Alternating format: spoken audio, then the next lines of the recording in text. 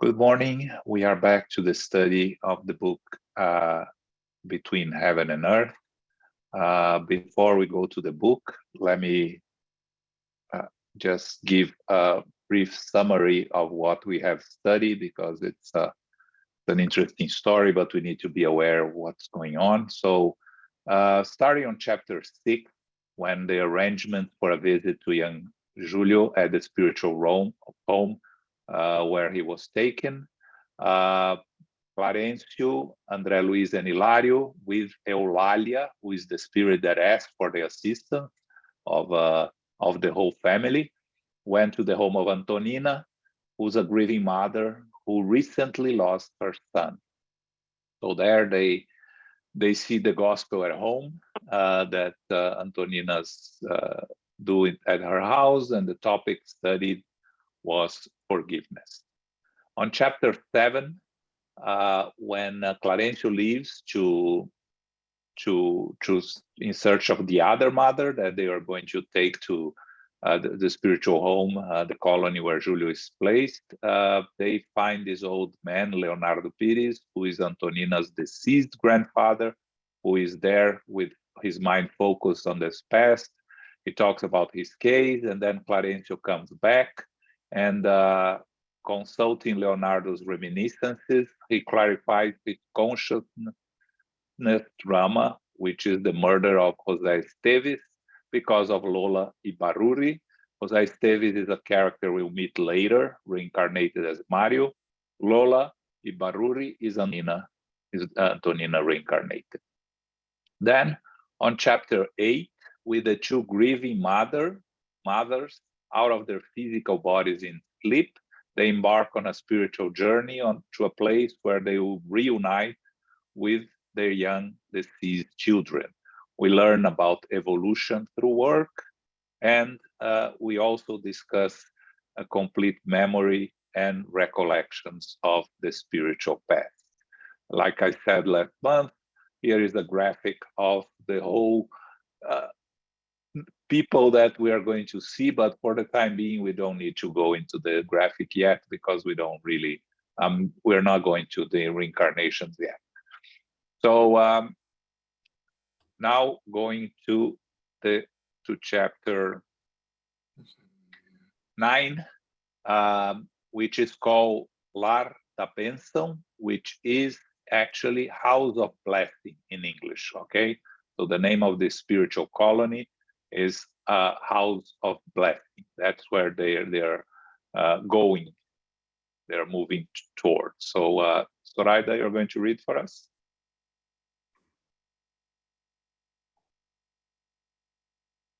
Zoraida, mute. Sorry. Okay. Chapter 9, La de Penso. Clarencio pointed to the sublime scene unfolding before our eyes. A soft melody, accompanied by a large group of children singing a delicate hymn of exhalation to motherly love, filled the air.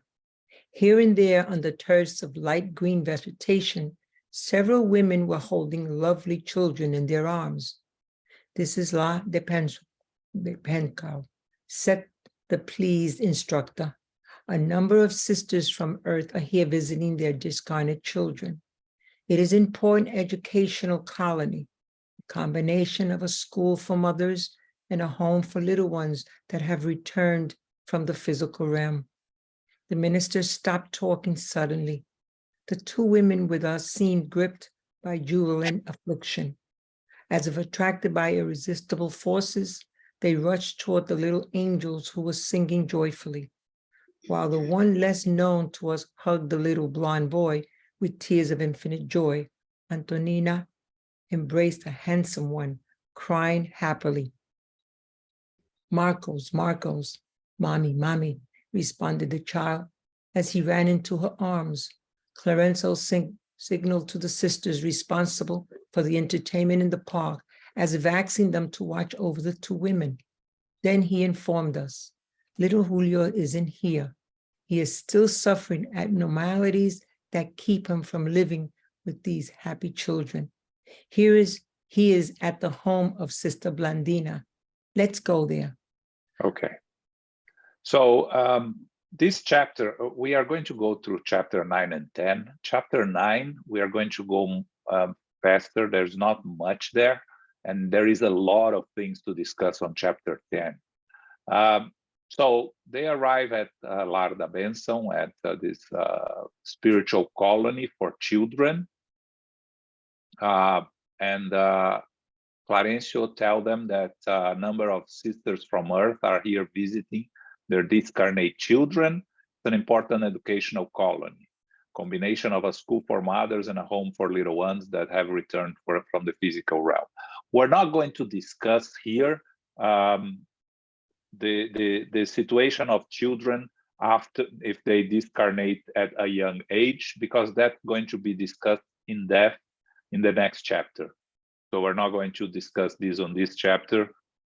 Of course, there are different scenarios of children when they discarnate early, different reasons, but they are going to discuss a lot in chapter 10, so we're not going to go here. What we need to understand here is that they arrived at this spiritual colony for children, okay? Is this, they don't say if it's located in Nosso in the area, they don't say where it's located, but we know that as there is a spiritual colony for suicides, there's spiritual colony for some type of special situations. This is there is a number of spiritual colonies where children are taken when they discarnate and they are they need to continue their growth until they reach an adult stage. So of course, when the two women arrive there, they run to their children. One of them, we don't know the name, we just know that she went there with them. She just went to meet her little boy, and Antonina embraces Marcos, who is her 8-year-old son that has discarnated. They are, again, they are in a sleep state, okay? They are taken there in a sleep state. They are sleeping, in their physical bodies is sleeping, their spirit body is detached from their physical body and went there. But the objective of going to this spiritual colony for Clarencio, Andre Luiz, and Hilario is to meet little Julio. If you remember, Julio drowned. We read in past chapters, he drowned because of he wasn't looked after in a effective way by Zulmira, the second wife of Amaro, who was married to Julio's mother. Now the name disappeared in first marriage. And the first daughter, Evelina, is the one that prayed and asked for assistance. Odila is the mother. Asked for assistance to her mother, and her mother is in no conditions of helping. So the prey is diverted and goes to Eulalia, that takes to Clarencio, and the whole process starts. Okay, not much to talk here, but and from here we'll go to the end of the chapter, because it's going to talk a lot about Julio's situation and his relationship and where he is and who's taking care of him, but there is not much to stop and discuss. So we're going from here to the end of the chapter. Zoraida, please. Okay. A few minutes later, we arrived at a small snow-white castle graced by blue arcs and crowned with flowering creepers. We crossed a large fragrant garden. Opulent roses, unknown on earth, along with other flowers, bloomed profusely. Sister Blandina greeted us with a smile and introduced us to a kindly woman, Mariana, who had been her grandmother. Mariana greeted us likewise. Clarencio went straight to the point. We would like to see little Julio, the one who discarnated by drowning.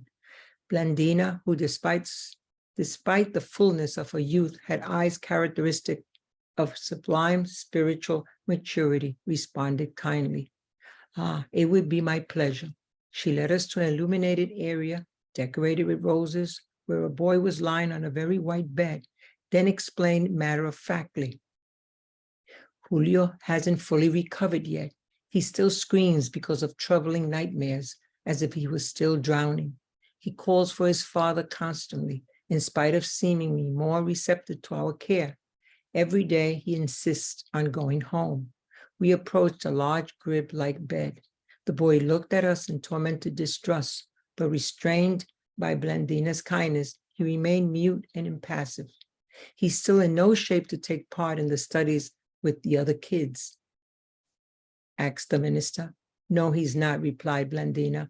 Also, our benefactors, Augusto and Claudinho, who frequently help us out, don't think he'll really improve very much before his next reincarnation. His mind is disorganized because he has lacked discipline for so long. In good humor, she added, he has been a difficult patient. Fortunately, we have the cooperation of devoted Mariana, who adopted him as her spiritual son until he returns to the earthly home. We had to isolate him in this room because he screams so loudly at times. Hasn't he been receiving the prescribed magnetic treatments? Every day. I myself am his nurse. He receives all the passes and medicine he needs. And you know about all the details of his case? All of them. Eulalia has been coming here. It's too bad that our little patient's mother isn't in any shape to help him. I think she could infuse him with new strength. Moreover, except for his sister who remembers him in her prayers, none of his family helps him. Mommy, mommy, shouted the pale and troubled boy hoarsely, sitting up and hugging Blandina. What's the matter, my child? My throat hurts. Blandina hugged him, stroked his hand, suggested, now, don't worry. How can a brave boy like you cry over nothing? Just imagine, we have 3 doctors here. The pain doesn't stand a chance. Then she sat him in a chair and asked Clarenzo to help her. The minister asked him to open his mouth, and we were surprised to see that the glottis, especially in the area of the arytenoid cartilages, displayed a large sore. Clarenzo applied special magnetic passes, and in just a few moments, Julio quieted down. Well, said Blandina, helping him lovingly. How's your sore throat now? Visibly satisfied, she added, what do you say, my child?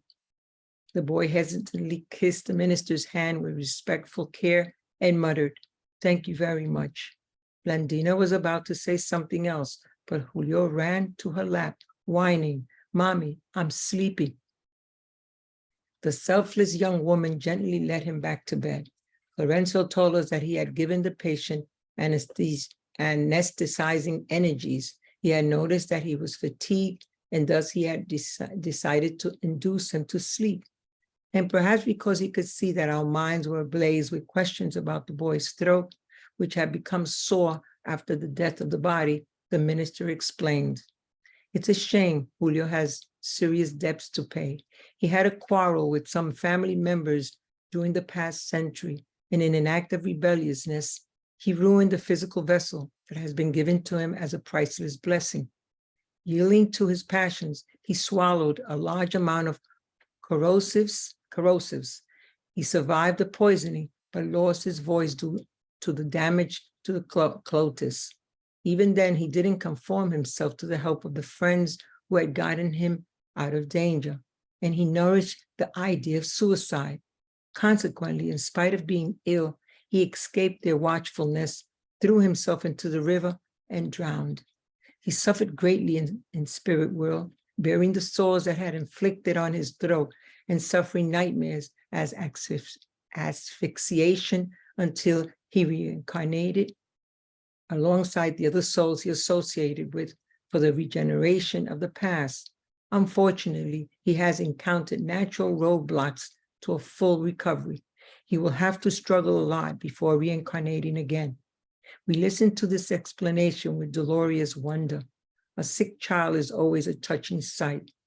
We were unable to voice our thoughts, however, because our kindly friend perceived our questions and continued. A little while ago, we commented on the sublimity of the law.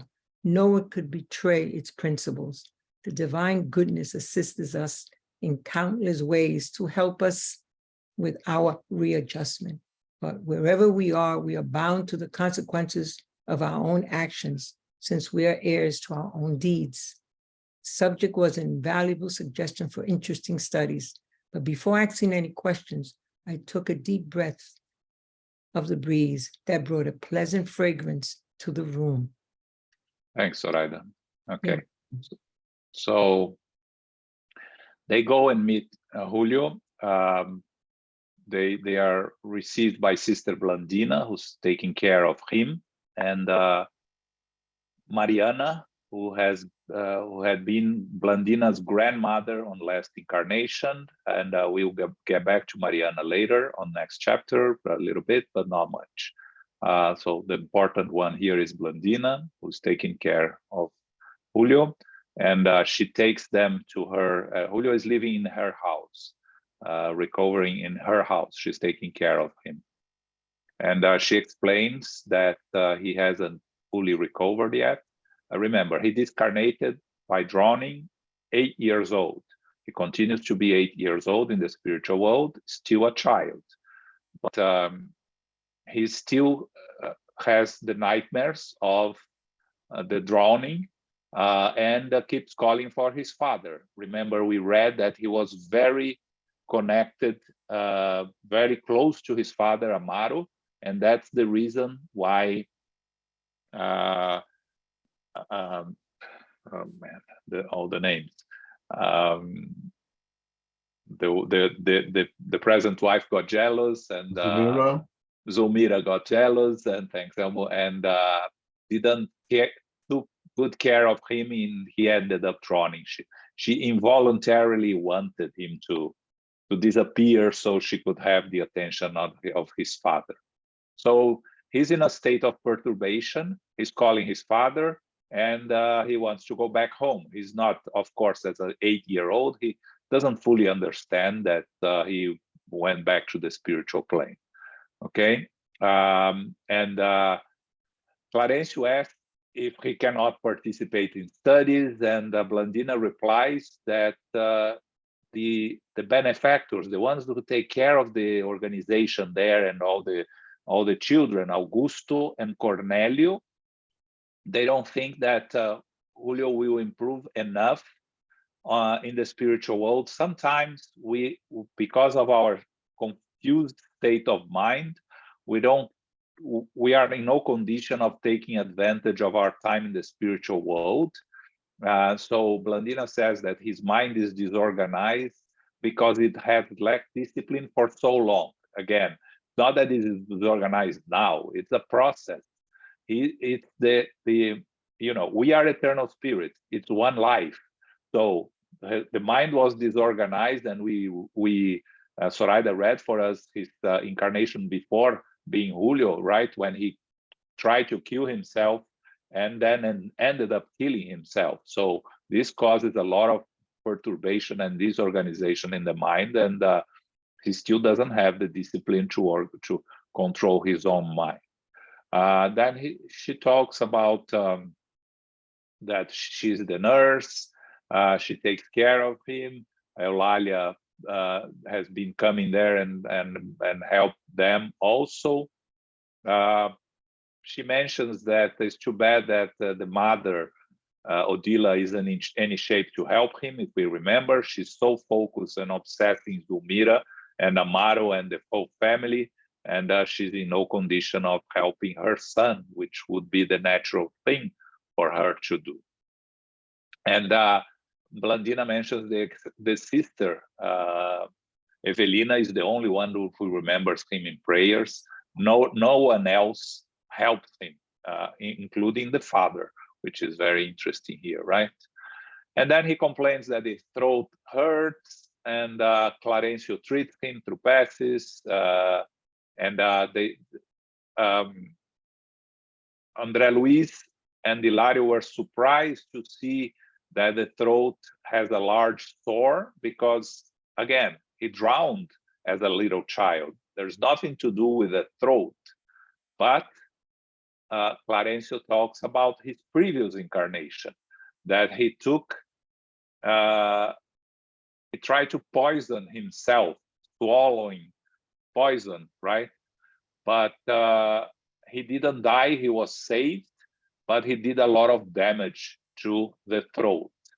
And maybe Elmo can talk a little bit about the medical aspects of it, but he didn't accept that he was saved. He wanted to kill himself. He ended up throwing himself in the river and drowning. Again, drowning by suicide, following incarnation, drowning by accident. You see how things are connected, right? He came back to reincarnate as little Julio, connected with some souls associated with the past, and you know, the law of cause and consequence. He had to go through this experience again, and he's struggling, clearly struggling.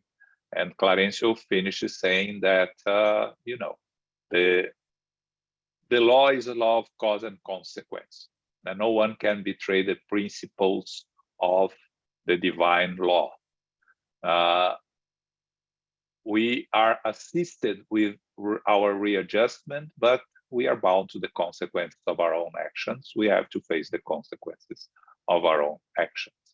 Okay, so this is the chapter. Elmo, you have something to add here, some comments on the medical aspects or on other things?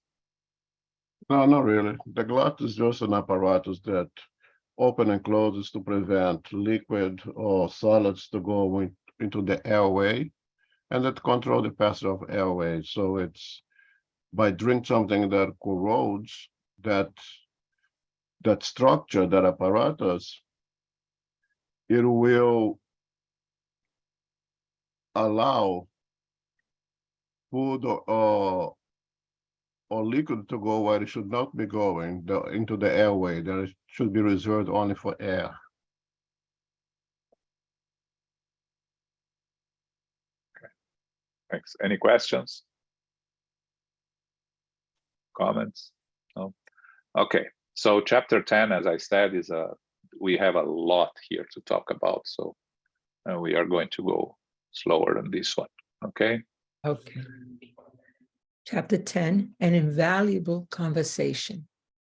Blandina seemed well-versed in manners of childhood, and joining in Clarenzo's conversation, she stated, actually, the law is invaluable, however. Discarnate children are often a troubling problem. They almost always have loved ones who closely follow them to help them along their pathway. Although I have seen thousands of children who, due to the nature of their trials, suffer tremendously in hopes of favorable opportunities to acquire the qualities they still need. And smiling kindly, she added, I don't think Julio's case is one of the really bad ones.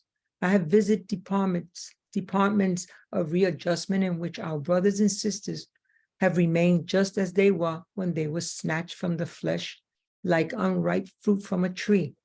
They suffer from sick mental processes that only blessed regenerative periods in the physical body can heal. Could you cite a few objective examples, asked Hilario? A lot. The absurdities of the intellectual megalomania for one. They are incarnate who are heedless of the aberrations of the intelligence, and they make guile and vanity the climate in which they live. They insist on the inertia of the heart. They loathe lofty sentiments which they regard as foolishly sentimental, and they turn their head into a laboratory of perversion of the values of life. They care for nothing but their own interests. They love only themselves. However, they don't realize that they're dying out inwardly, and they never imagine the cruel results of a mind geared toward evil. Quite often in the daily struggle, they loom as powerful dominators with an incredible ability to influence both friends and enemies, known and unknown. But such success is illusory. They fall under the iron glove of death to the great relief of their contemporaries, and they began to receive the vibrations of revulsion.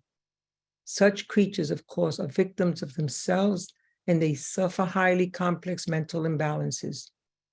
After longer or shorter periods of purgation, After the transition of death, they return to the flesh in need of silence and solitude to disconnect themselves from the inferior envelopes in which they have enclosed themselves. Just as the seed needs isolation within the dark earth to dissolve the heavy elements that constrain it, so that it can sprout and grow. Thanks. So Blandina continues the conversation here, and she talks that discarnate children are often a troubling problem, not in terms of themselves, but because, you know, when we look at children suffering, we are always more inclined to have empathy, to have to have pity on them, right? And she says here that there are thousands of children that, due to the nature, they suffer tremendously, hoping and waiting for better opportunities. And she says that Julio's case is not one of the really bad ones. So we can imagine how many others there are there.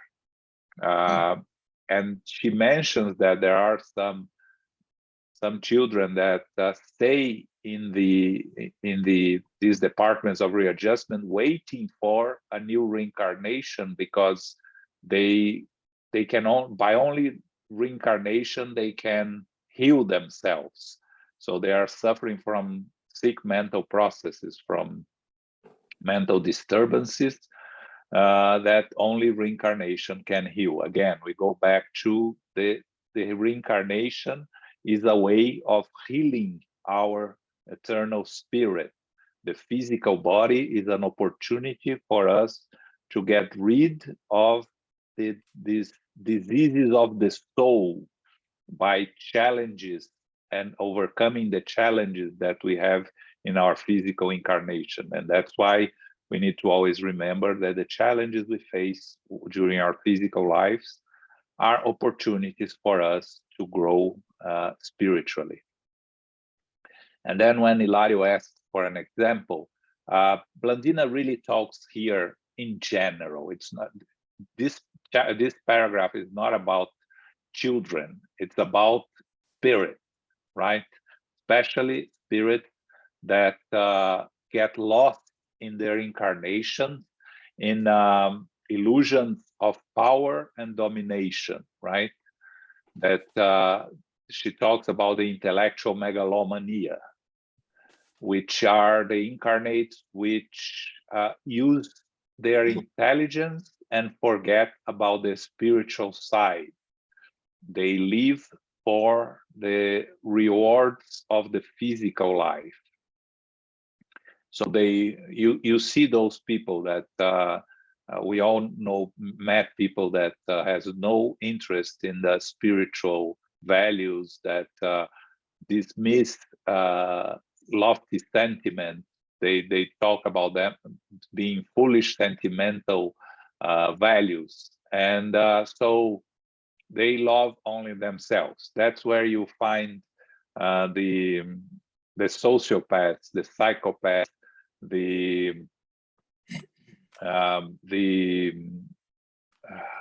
forgot the other term, that only think about themselves, right? And we see those normally. It is said that for you to become a CEO of a big company, you have to be a little bit psychopath, because you have to think of yourself first above all. So here she says they care nothing about their own interest. But what happens? Well, like Elmo likes to say when we talk about people that are causing harm to the humanity, we all are going to go back to the spiritual world. The physical body will die. And the results of a mind geared toward evil is they go back to the spiritual world and they begin to receive vibrations of revulsion, right? Everybody that hated them here or despised them or had differences with them, keep sending. We are all imperfect spirits. We are all subject to our inferior tendencies and feelings. So we all send these vibrations of hatred, of this, of negative sentiments, and of course, these individuals that had no intention of spiritual learning and no interest, they have no protection against these vibrations that reach them at full force. And so they go through highly complex mental imbalances, victims of themselves. This is very important. Are they victims of all those that are sending their hatred towards them? First and above all, they're victims of themselves. They built what they are reaping. They sow what they're reaping, right? So what happened to them after, and again, in Portuguese, it's not longer or shorter periods of purgation, of somewhat long periods of purgation. After death, they return to the flesh in need of silence and solitude. So the reincarnation is a blessing, even if they go to a new reincarnation completely deprived of the ability to function. Sometimes they go to a new reincarnation with physical, mental challenges. It is a way to protect themselves from the attacks of all these inferior vibrations that reach them. So they find isolation, and Blandina compares with seeds that need isolation from the earth to dissolve the heavy elements. Again, heavy, but it's for us to understand that everything has a consequence. So when we are thinking, when we are seeing those that are causing so much harm for humanity, instead of thinking of them with despise, with hatred, we should just understand that they are struggling spirits that will face very serious consequences for their actions, and they will go through a very long process of reparation for their deeds. Okay? Elmo, something to add here? Yeah, I think it's very interesting when she comments the absurdities of the intellectual megalomania. And then in the next sentence that she starts with, they insist on the inertia of the heart. I think that's very interesting as we speak always of the two wings of evolution. Those individuals put too much emphasis in the development of the intellectual faculties, megalomania, no, it's abnormal, excessive desire to gain intellectual power, that they insist in the inertia of the heart, that they subside, that they put on hold the moral development. And that seems to be the main genesis of everything that follows, because then we will attract those who have the same desires. We will continue to atrophiate the wing of the moral development and continue to grow the wings of the intellectual, which seems to be a problem that we are facing in the present, that we can see very clearly in our society today. Thanks, Elmo. Anyone else? Okay, Zoraida, Yes. let's continue. She smiled intellectually and continued. Let's imagine that the soil refused to aid the seeds that hope to grow. The soil would expel them, and instead of being seeds liberated for the victory of the harvest, they would become only dry kernels lying in troubled inquietude and getting in the way of the planting.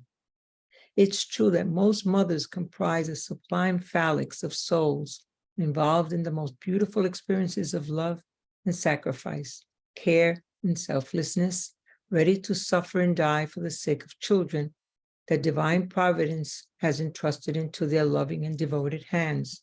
On the other hand, there are women whose hearts are still full of darkness, more like plain females instead of mothers. They become obsessed with pleasure and ownership, and rather than being concerned about their children, they wish them dead.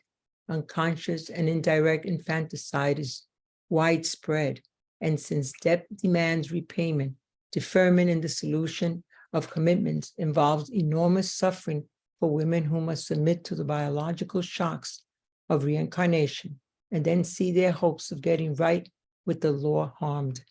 She paused, and I took the opportunity to ask, doesn't the law entail immovable principles? Do you mean to say that a child can discard before the day appointed for its liberation?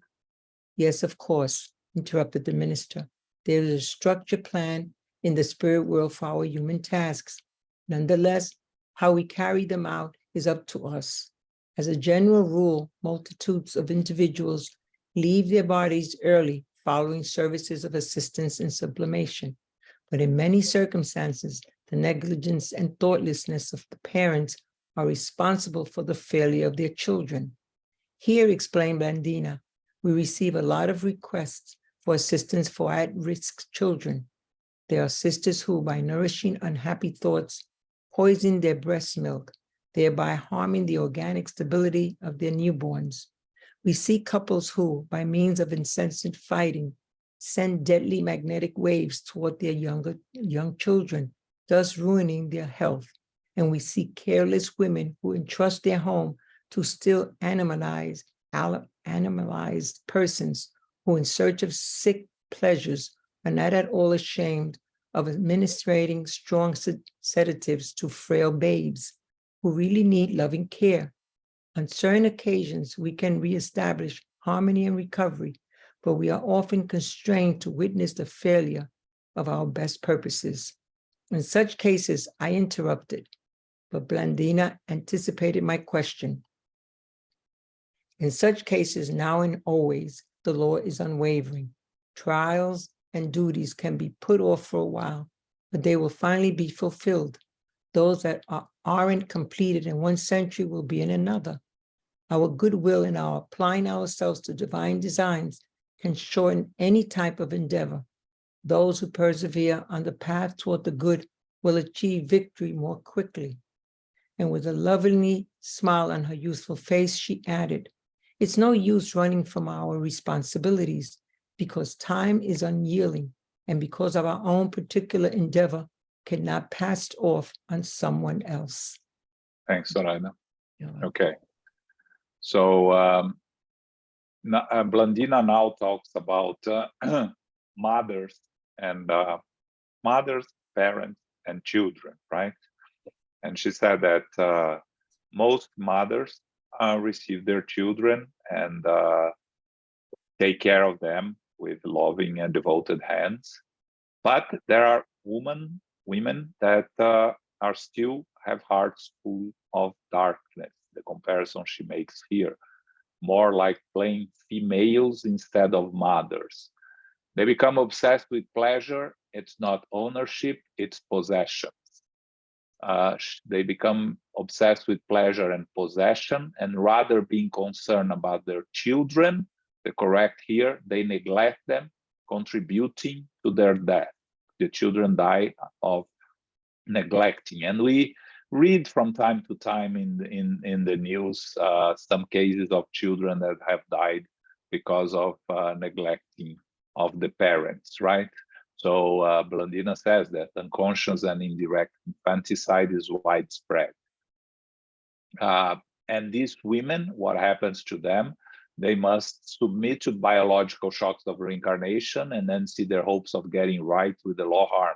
What does it mean? They are going to struggle with having children.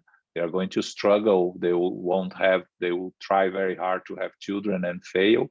which is one case, and it happens again for both parents, fathers and mothers, or they are going to come trying to be mothers, but cannot find partners, cannot find way of becoming mothers in the incarnation, which is a way of learning to love children and take care of children. So how they are going to, can they address this? There are many other ways of taking care of children, and we are going to see in the end of this chapter, which is the case of Blandina herself. And she's going to mention very briefly about it. And then Andre Luiz, of course, Andre Luiz is always asking the questions that we would ask in his place, right? Do you mean to say that a child can discarnate before the day appointed for its liberation? We come to the incarnation with an expectancy of life of a certain number of years. So what Andre Luiz is asking, so these children can die before they were supposed to die? And Clarencio answers, yes, of course, there is a plan in the spirit world.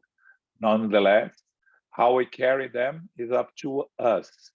Negligence and thoughtlessness of parents are responsible for the failure of their children. So a child can go back to the spiritual world before the time he was supposed to return because of neglect of or lack of care by the parents. Again, what we have here when we come to incarnate is a general plan for our incarnation. And this plan can be and is affected by our own free will and by the free will of those around us. In this case, the parents, because a child needs protection. And if it's not protected because of their parents using their free will decides not to take good care of the children, the child can find an early death of the physical body. And if we think about, she doesn't mention Julio specifically here, but Julio drowned because Zulmira didn't take care of him the way she was supposed to take care of him. She was supposed to keep an eye on him. They were on the beach, and she allowed him to go into the sea and drown himself. So negligence. We talked about it. She didn't kill him, but he died because of negligence. So they don't say it here if he was before his time. Maybe he was, maybe not, but it happened because of negligence. And then she goes more explaining that there are sisters who, by having unhappy thoughts poison their breast milk. Okay, the mind plays a very important role in our physical body, and therefore they harm their newborns. Couples that fight all the time, and children, of course, that live in their house receive the deadly magnetic waves, ruining their health. And then she talks about careless women who allow normally this still animalized person, which is man, in search of sick pleasures, and they give them their babies sedatives so they can be free to do what they want in their pleasures, and these babies, their health is damaged. And she says that in certain occasions, the spiritual world can help, can reestablish harmony and recovery, but many times they failure in their best purposes because, again, we have free will. And then she continues saying that the law is always perfect. It's unwavering. The trials and atonements can be put off for a while, but they will be fulfilled in one century or another. And those who persevere on the path will achieve success more quickly, but it's no use running from our responsibilities, because time is always catches us up, and we have to face the consequence of our actions. We cannot transfer them to someone else. Okay, Elmo. Yeah, I think the most important comment is really the question that Andre Luiz places, because then they eliminate once and for all the idea of this plan made in the spirit world being followed regardless of our decisions making over here, and put a much greater emphasis in our responsibility as parents. And when she puts so nicely over here, being more females than mothers, and then the same thing she mentioned with the fathers, we could not find here right now.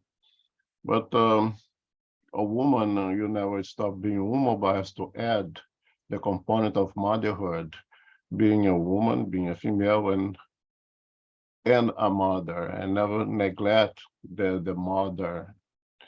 And the same thing as parents, not fathers, not only being male's provider, but being a father in the complete sense of it here. I think it's extremely important, and shows the importance of parenthood, and how can we mold and shape the destiny of the incarnation of a spirit that was placed in our responsibilities.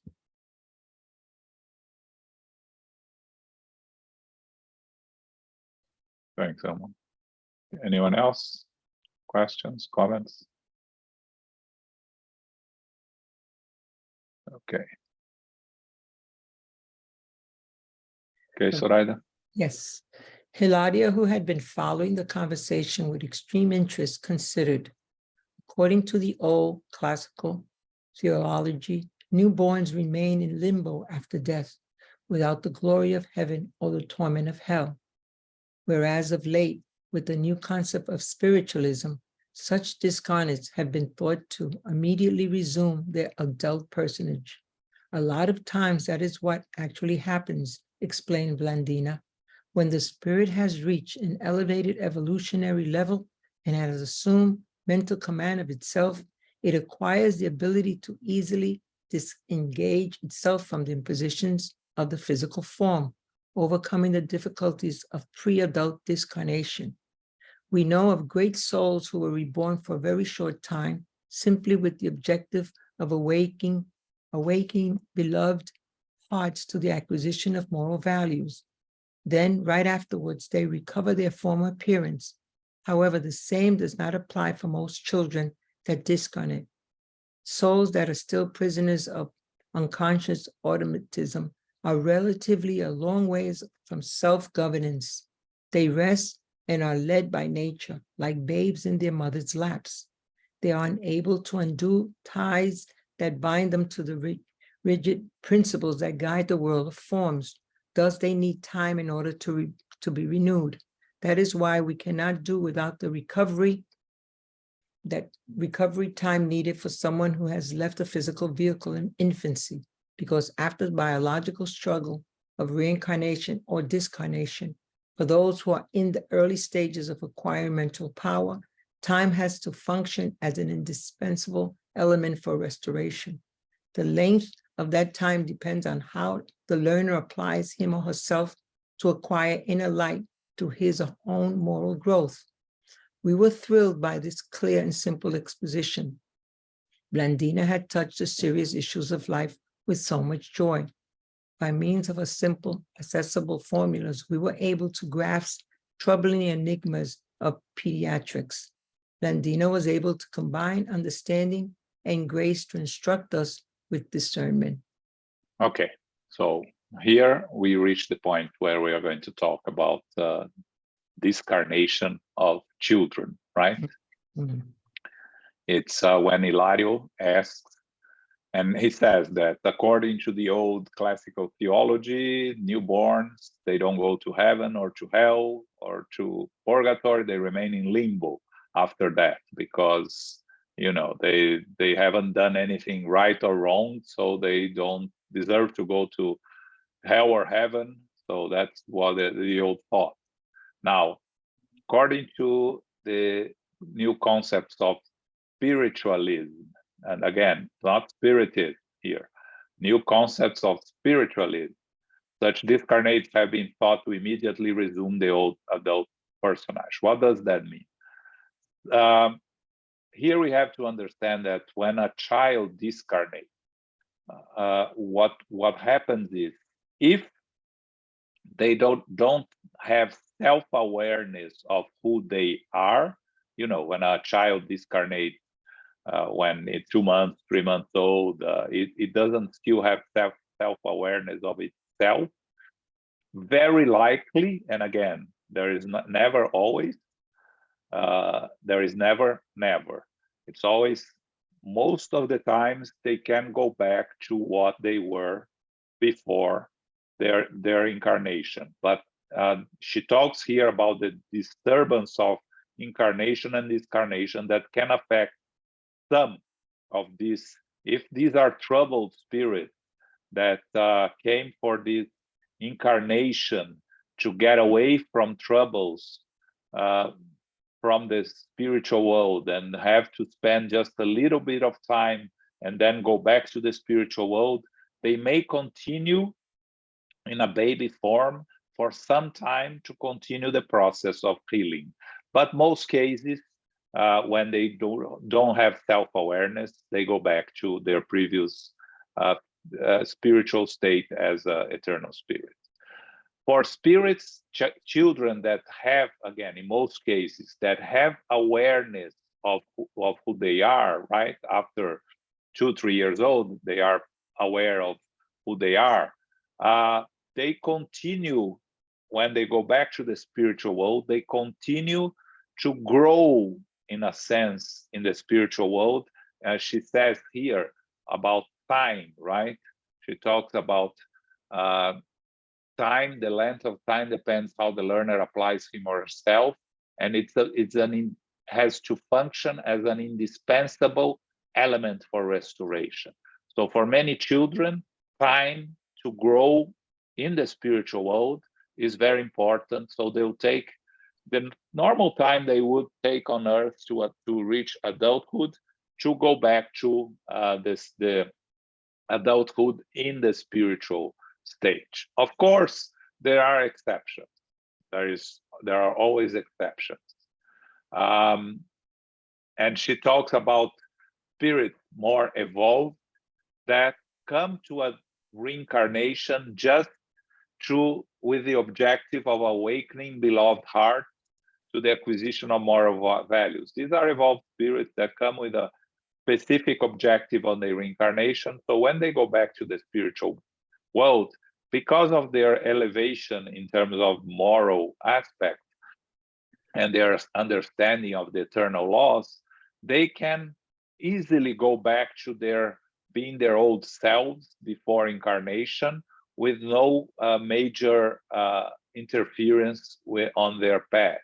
So they don't need to go through this phase as growth in the child stage, because they came here for different purposes, and so they recover their former appearance right after going back to the spiritual world. Of course, there's always a period of perturbation, but it's not going to be much, and then they become what they were before starting the process of reincarnation.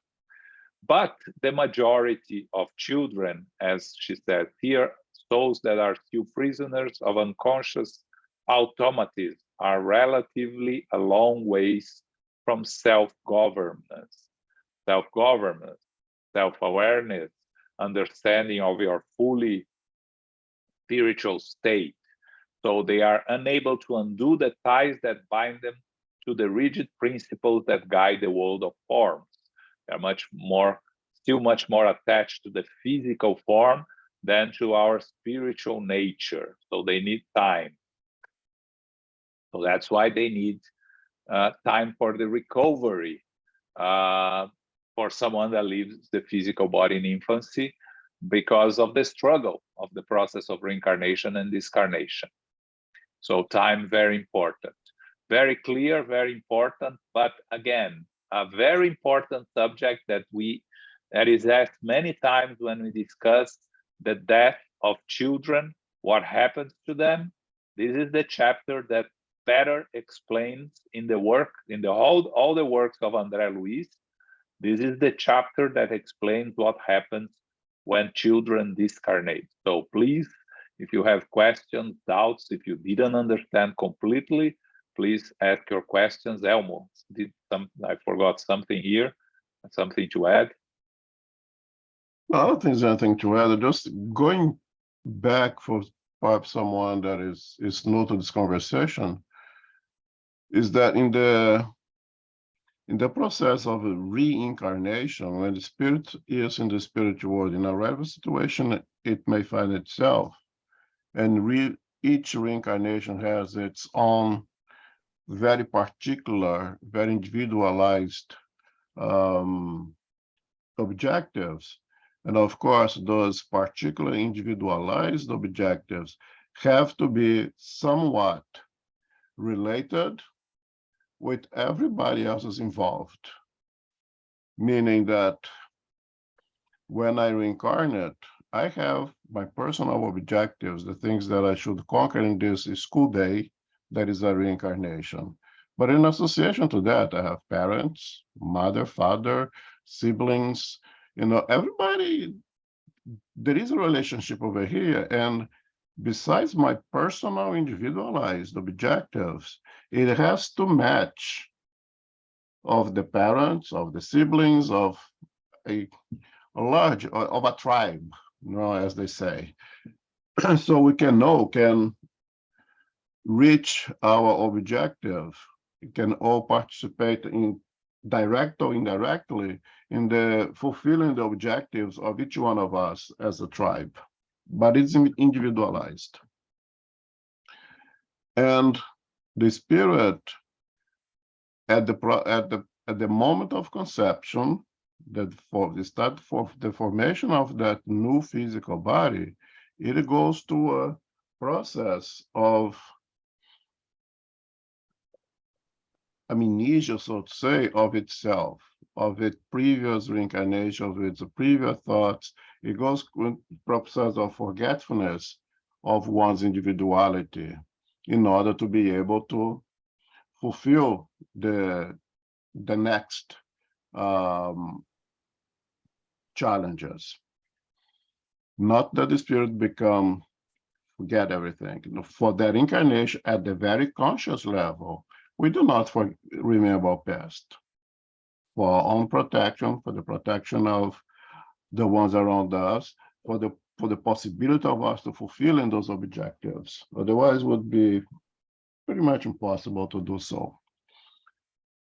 And that's what Blandine is talking about here. Some spirits are so more evolved that they are able to maintain some of those, the word gonna use is remembrances, at a subconscious level, very close to the conscience. And the reason is because since they are more evolved, they don't carry too much traumas.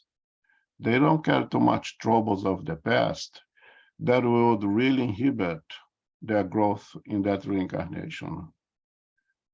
Therefore, once they leave the physical body, it's very easy for them to jump from being at 2 years old with the conscious level of 2 years old to return to the remembrances of him or her as an eternal spirit. But if I am loaded with very difficult traumas of the past, if that reincarnation was exactly to protect me, to give me a chance to breathe, so to say, from all of those traumas, it makes no sense for me to discarnate and go back to my past and continue to relive those traumas. You see here how divine benevolence is so perfect, that everything is matched to protect us, to alleviate our sufferings, and just allow the suffering to come if it's necessary. for our growth. So some of us will discount at young age and will remain with the characteristics of the young age, the characteristic of the formology, so to say, of that perispirit as a means of protection that allow us to continue to grow, because the trauma of the past is so deep and so strong that will paralyze us from growing. For a spirit is more evolved, it does not carry so much trauma, that does not have so much responsibility of the past, it's much easier for them to bypass that morphology of the perispirit and assume the characteristics of the eternal spirit.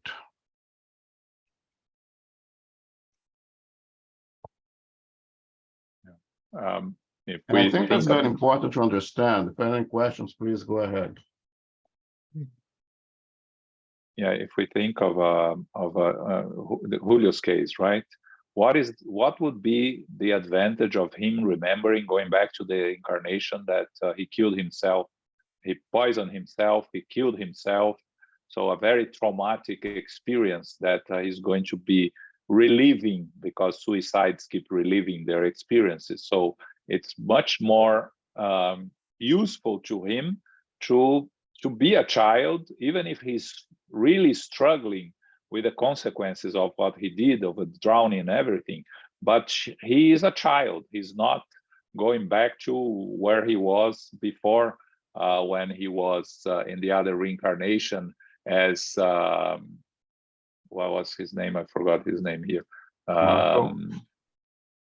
As Marco, that was son of the other lady. Yeah, we will get to do his name. I forgot his name. Anyways, It is Marco. no, it's not Marcos. Marcos is not. No.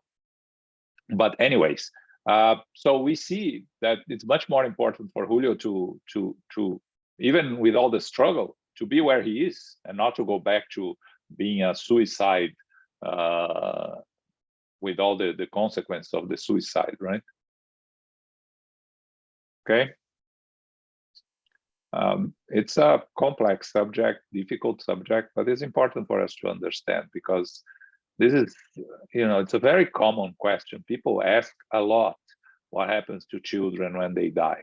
And again, there is no two cases that are the same. There are numerous variants, but you can, in general, divide in two types: children that go back to the more evolved spirits that have no need to go through the child phase in the spiritual world, and children that need to go through the growth phase in the spiritual world because of their own needs to readjust, to escape, and things like that.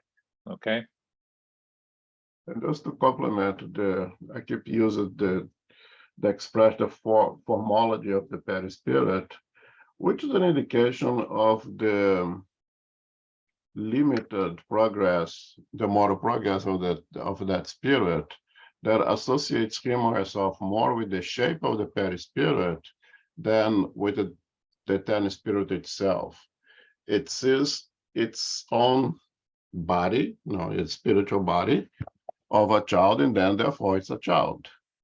And someone more evolved will disregard the material, the physical, the body, and be more attentive to the spirit itself, with also a sign of moral progress. The process of dematerialization of the more evolved, and the opposite for the less evolved. It seems like the matter prevails of the spirit, so to say. Thanks. Okay. Yes. All right. Okay.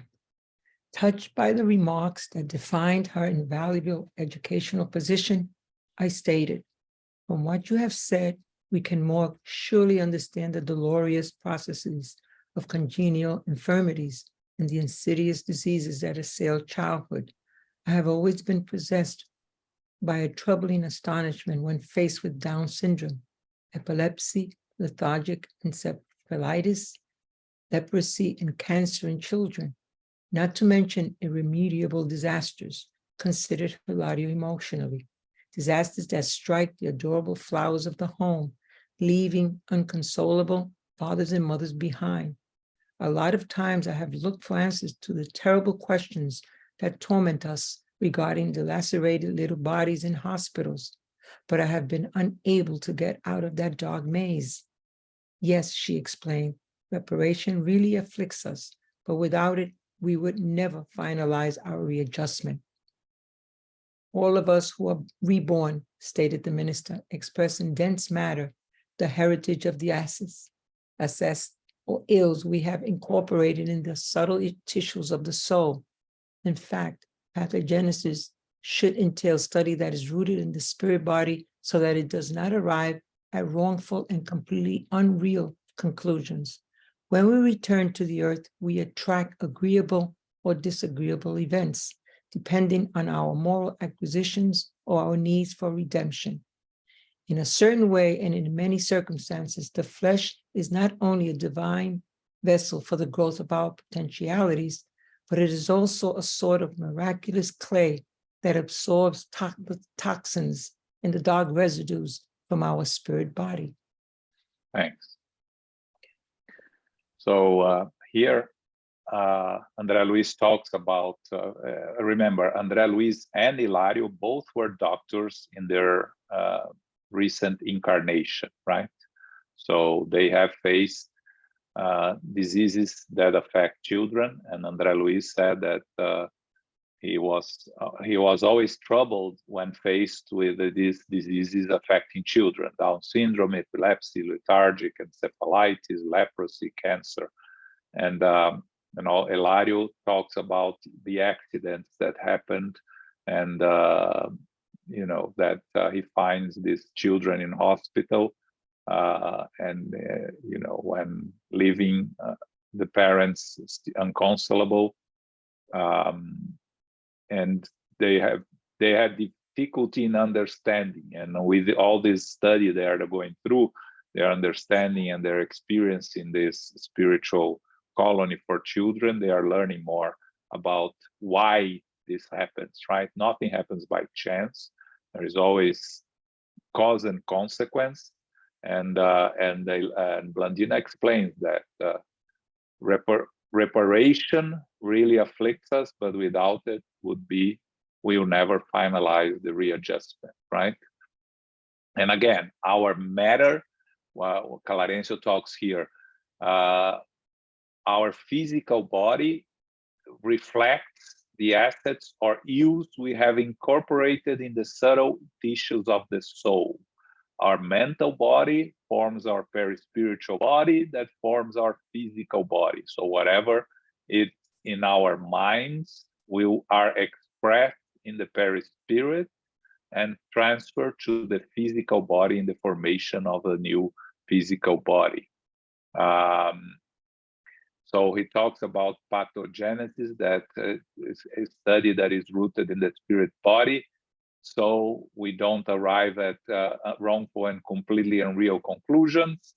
I asked you to watch, if you missed yesterday, the lecture by Marco Magalhães, when he talked about, it's exactly the pathogenesis.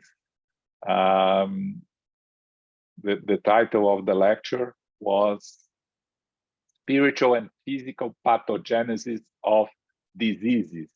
That covers exactly what Clarencio is talking about here, right?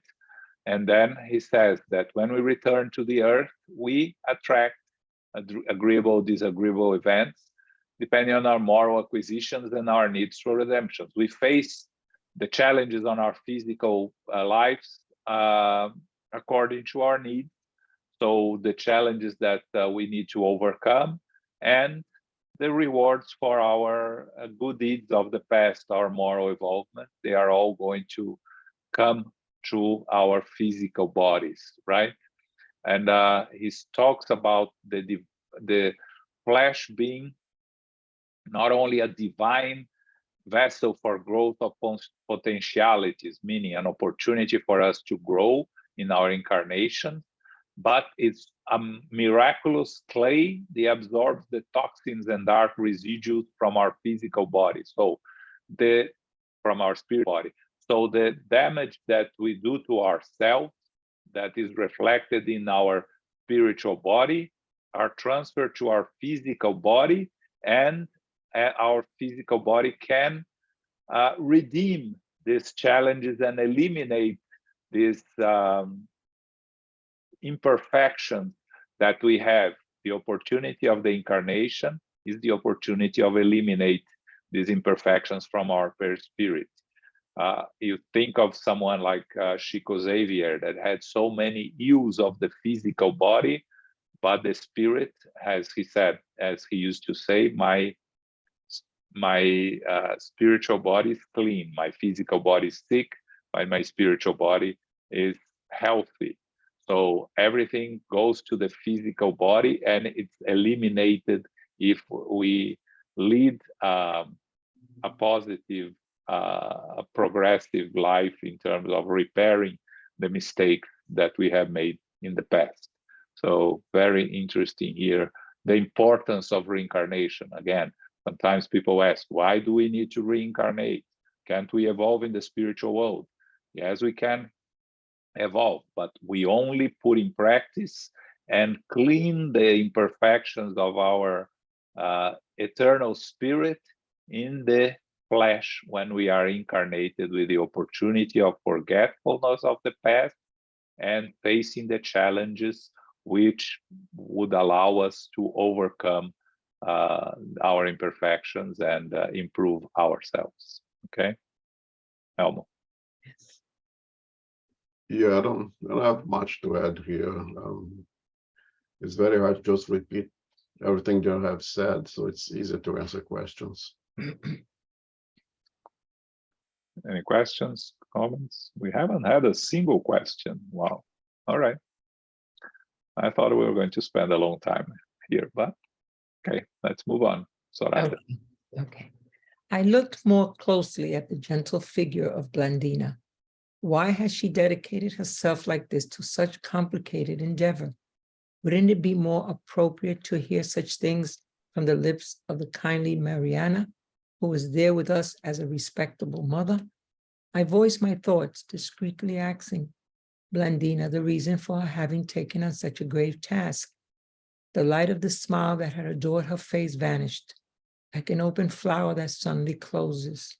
A heavy silence hovered in the room, but benevolent and humble, her face softened and she replied gravely, I was married in my last existence, and it has been only 3 years since I returned to the spirit life. I was unable to have children to fulfill my dream as a woman, but now I know that I need to re-educate myself in motherly love according to depths I contracted in the past.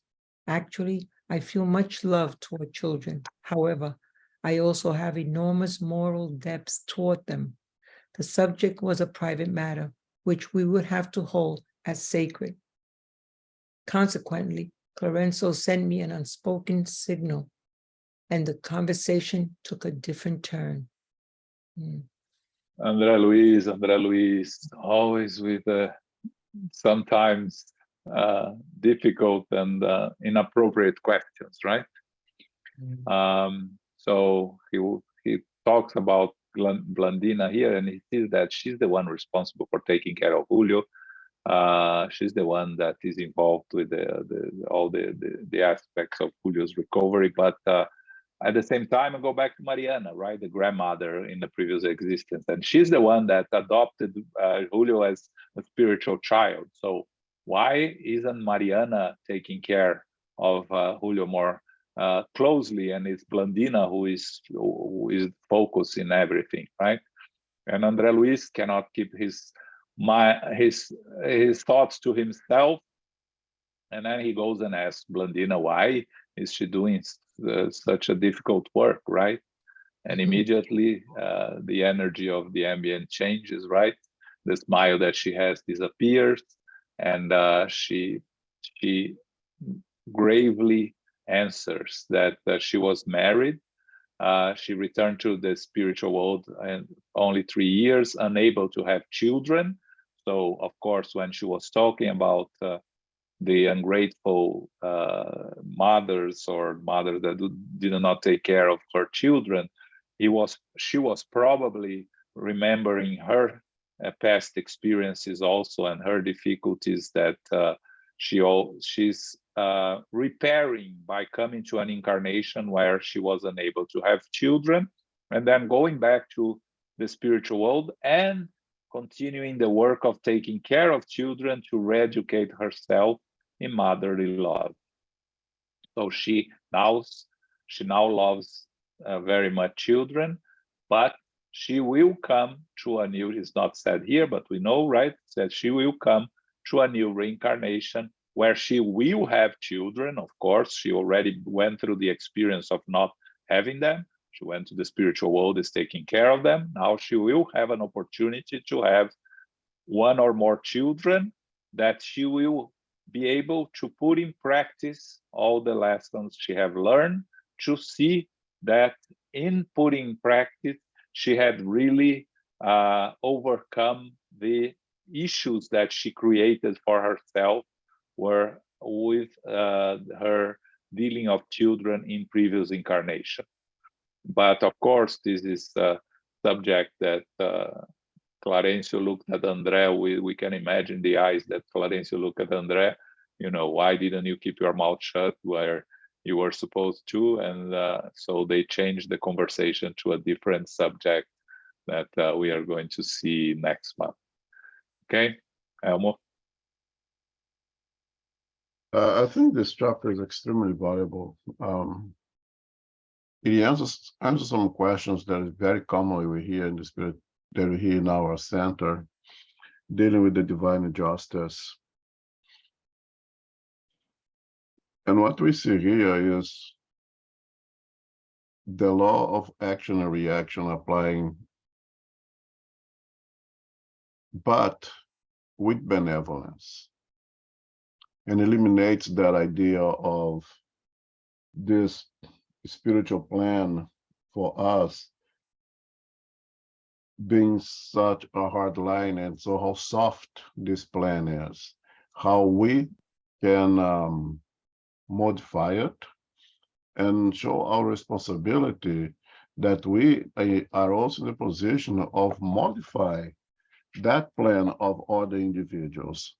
Naturally, as I said, and that's why in the beginning I said that there is a relationship amongst all of us who are grouped together as a family, or all of us here listening to one another right now, in the participation of the fulfillment of our objectives in this incarnation, that I do carry responsibility not only for what are my duties or my privileges over here, but those around me, and how I can make it better for everyone else. But when it comes to our offsprings, the great responsibility that we as parents, we carry it, that at least we should not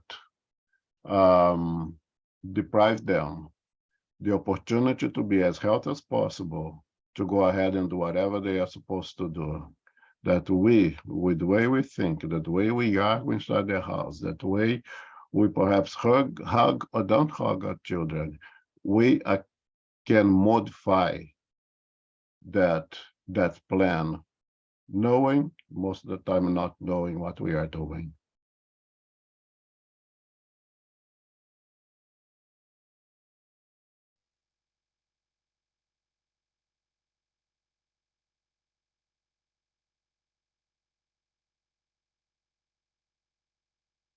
Any questions there?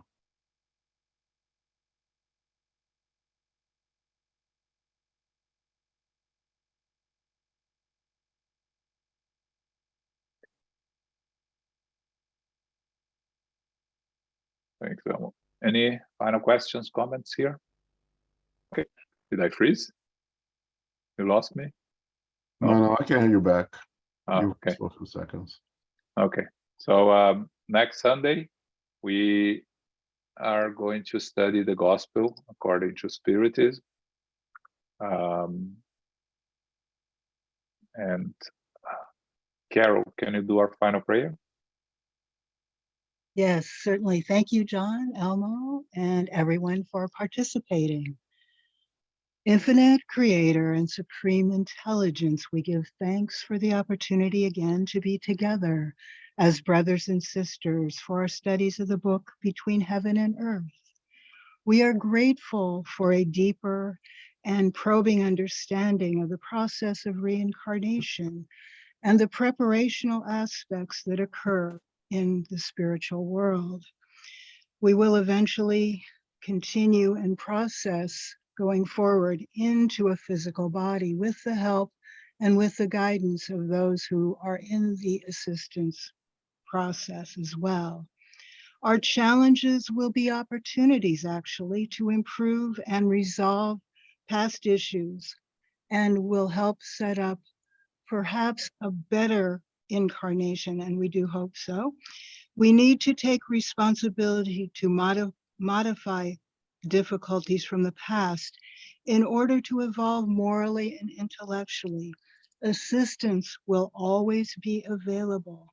However, we need to do our part when we return to our physical body. We give thanks to the spiritual benefactors and good spirits for guiding us and inspiring us today. May we receive the love, light, and peace of Christ within us.